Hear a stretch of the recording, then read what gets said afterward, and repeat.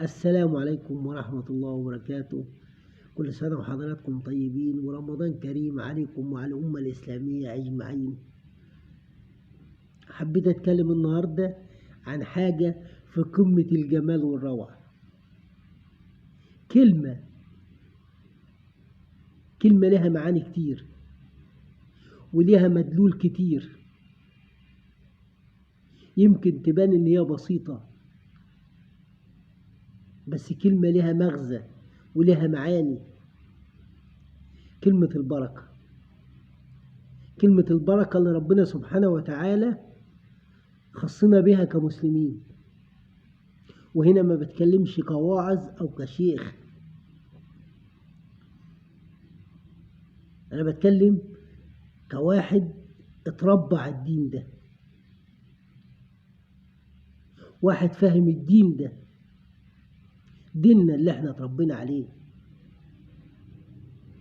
وهنا بربط كلمة البركة بحاجتين اتنين: آية قرآنية وشهر رمضان الكريم. هبدأ بالآية القرآنية. بسم الله الرحمن الرحيم: ولو أن أهل القرى آمنوا واتقوا لفتحنا عليهم بركات من السماء والأرض. هنا ربنا سبحانه وتعالى ربط البركة بالإيمان والتقوى، بالإيمان والتقوى. بس بده بالقلب تنزل البركة، بس بشروط: بالإيمان والتقوى.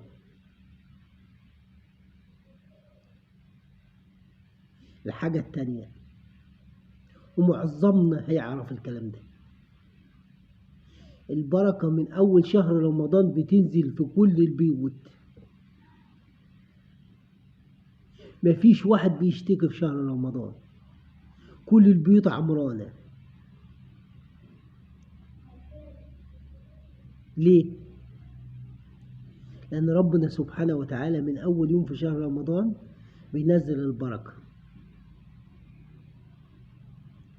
عشان هنا في شهر رمضان الناس قلوبها بيبقى فيها إيمان وتقوى،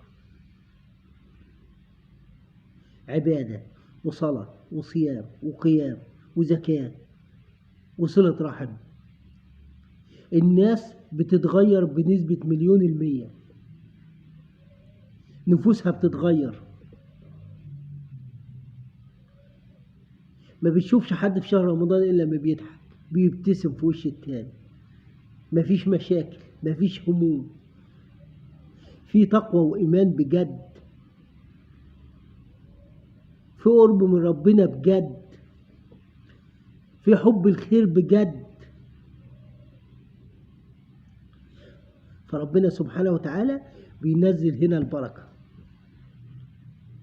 النعمة بتاعته بتنزل في شهر رمضان من أول يوم. ومجرد ما بيخلص شهر رمضان بترجع الناس زي ما كانت، شتيمة وسب وكل الألفاظ البذيئة. عشان كده بتسحب البركة تاني، بتسحب النعمة بتاع ربنا تاني، بيسحبها، تبدأ الناس ترجع زي ما كانت. عرفتوا يعني ايه مفهوم كلمة بركة؟ كلمة البركة نعمة ربنا خصنا بها كمسلمين، بس لازم نفكر فيها بالعقل والقلب. عشان تنزل البركة لازم يبقى في إيمان وتقوى، إخلاص وتفاني في عبادة ربنا بجد. كلمة البركة كلمة ماشي، هي كلمة، بس ربنا سبحانه وتعالى خلاها حاجة كبيرة، كبيرة جدا، خصنا بيها. كلمة صغيرة بس لها مفاهيم كبيرة ولها معاني كتيرة. ليه أبويا وأبوك والناس الكبيرة دي كان في بيوتهم البركة؟ عشان الناس دي كان عندها إيمان وتقوى. الناس دي كانت عارفة ربنا بجد، كانت بتتقي ربنا بجد، كانوا بياخدوا ملاليم وبيشتغلوا بملاليم، بس ربنا سبحانه وتعالى كان مسخر لهم البركة في البيوت وفي الأكل وفي الشرب وفي العيال. الناس دي كانت راضية وقنوعة، وكانت عندها قرب من ربنا، وكانت بتحب بعضها، وكانت بتحب الخير لبعضها. كان عندهم إيمان وتقوى بجد، اللي هو للأسف غايب عننا دلوقتي إلا في شهر رمضان.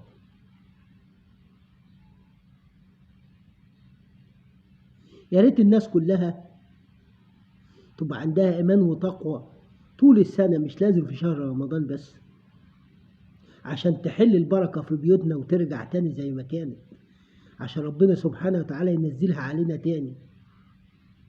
البركة نعمة كبيرة يا أخوانا، والله نعمة كبيرة، إحنا مش حاسين بقيمتها.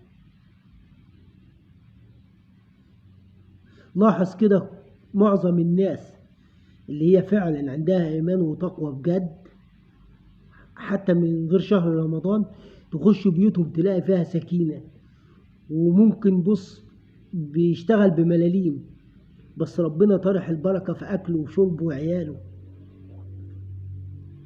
وواحد تاني بياخد 5-6 آلاف جنيه 10 آلاف جنيه وما بتعملش معاه حاجة، لأن هو ما عندوش تقوى وإيمان، فمش نازلاله البركة، مفيش بركة في ماله ولا في عياله ولا في بيته. يا رب يا رب اجعل البركة في كل حاجة في حياتنا، في مالنا، في ولادنا، في كل حاجة تخصنا. يا رب يا رب الفيديو يكون عجبكم، وكل سنة وحضراتكم طيبين مرة تانية، ورمضان كريم عليكم وعلينا وعلى الأمة الإسلامية أجمعين، ويا رب الفيديو يكون فاتكم. والسلام عليكم ورحمة الله وبركاته.